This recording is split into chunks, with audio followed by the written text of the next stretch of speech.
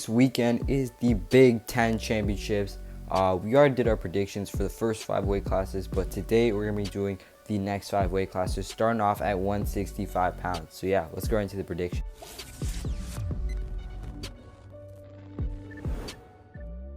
At 165 pounds, of course, the favorite here is Alex Marinelli. Even though he hasn't wrestled a lot of matches, he's only wrestled 2 matches, but has win over Minnesota's Andrew Sparks, who I think is the 5th seed in this tournament, and he has a win over Peyton Robb, who is around the 7th seed in this tournament.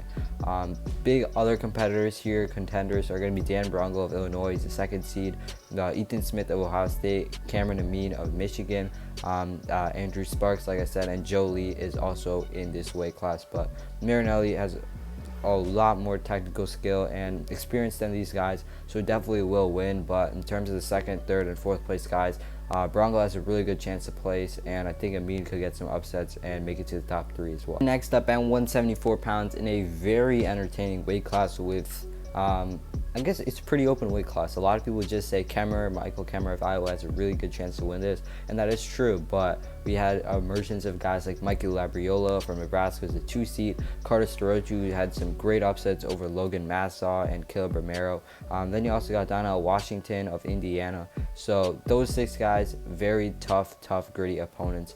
But definitely Kemmer will make the finals. We'll probably go up against Massaw, who he has a win against before. We'll probably beat him to make the finals. It will come down to Starochu, probably versus Michael Labriola.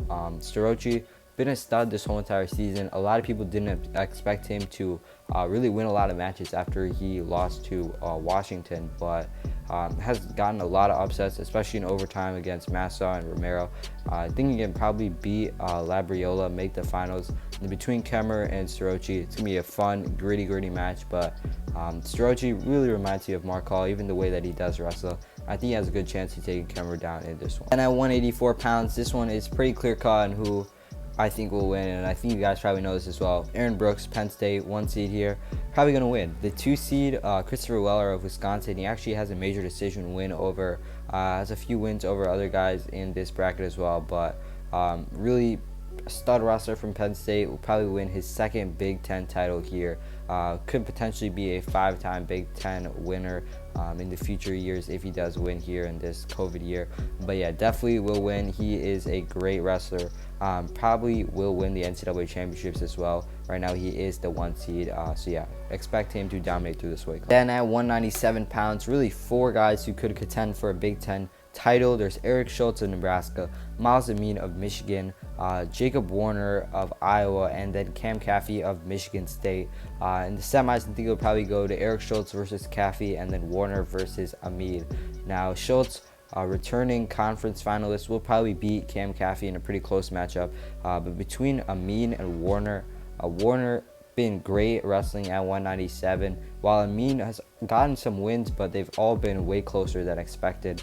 He was the number 2 guy at 184 until he moved up, and I just don't think 197 is for him. I get that he's preparing for the Olympics, but in the few matches that he has had at this weight, he just hasn't looked like the same wrestler he has been at other weight classes. So I think Warner has a good chance of beating him there. But then between Schultz and Warner, Schultz, returning conference finalist, will probably be a conference champion after this weekend. And at heavyweight, this is a pretty interesting weight class. Of course, you got Gable, Steveson, and Mason Parris, who are way at the top of the heavyweight tier.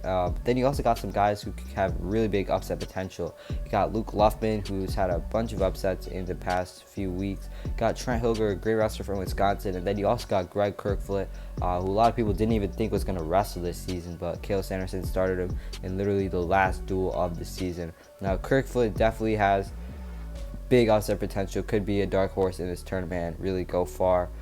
Don't really think he could beat Gable Steveson or Mason Parris though. The only match we saw him wrestle was against Maryland, and to be honest, anyone can really beat Maryland. I bet a D3 powerhouse school could beat the Maryland wrestling team right now, to be honest. No offense to anyone from Maryland, but that is his only match, so we really can't say that he's going to do that well at this tournament, because we really haven't seen him wrestle this whole entire season other than that match against a very low ranked opponent. So finals will probably be Gable Steveson versus Mason Parris. Steveson has a few wins over Parris in the past. I expect him to be a repeat Big Ten champion in this weight class. Yeah, let's wrap up our video. talking about the Big Ten predictions that we have going into this weekend. Part 1 with the first 5 weight classes was released yesterday, so check that out if you haven't already. But that's going to wrap up our video for today. If you guys enjoyed, make sure you leave a like, comment down below, and sub for more content like this.